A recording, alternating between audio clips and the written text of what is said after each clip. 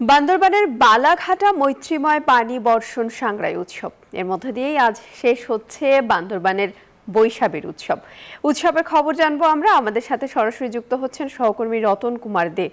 রতন, বৈশাখীর আজ তো শেষ দিন, জলকেলি উৎসব শুরু হয়েছে কিনা বা উৎসব কতটা মেতে উঠেছে?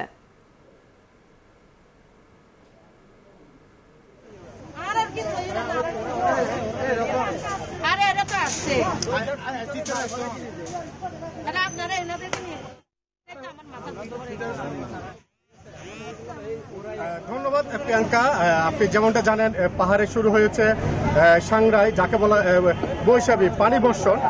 বান্দরবানে পুরো মাসব্যাপী এই পানি বর্ষণ শুরু হয়েছে, কিন্তু আজ হচ্ছে বান্দরবান বালাঘাটা বিলকিস বেগম উচ্চ বিদ্যালয়ে আজকে হচ্ছে শেষ পানি বর্ষণ।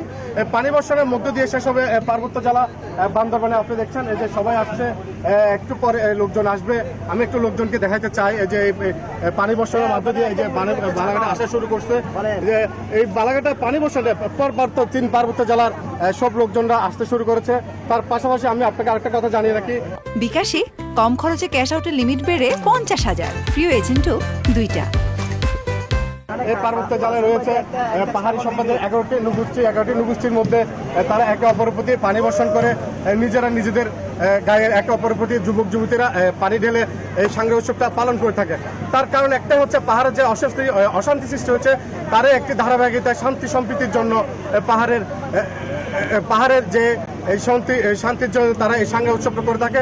কারণ 11টি নৃগোষ্ঠী তারা পাহাড়ে রয়েছে, তারা একই সম্প্রদায়ের যে পাহাড়ের যে লোকজনরা তারা এই সাংগ্রাই উৎসবটা করতে থাকে। তা আমি আপনাকে একটা জিনিস দেখতে চাই যে সবাই আস্তে আস্তে শুরু করেছে যে পাহাড়ে যে সাংগ্রাই উৎসব, এই ছেলে মেয়ে যুবক যুবতী সবাই, এই যে ছোট ছোট বাচ্চারা তারা একে অপরের প্রতি নাচ গান করে সবাই একত্রিত হতে শুরু করবে। আপনাদের সাথে একটু কথা বলতে চাই, আপনারা আজকে সাংগ্রাই উৎসবে আসছেন, কেমন লাগছে?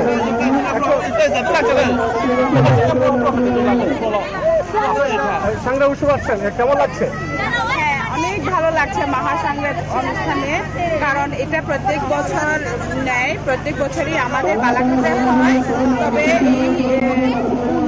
অন্য বলা যাবে এই অনুষ্ঠানটা অনেক খুশি। রতন, ধন্যবাদ আপনাকে।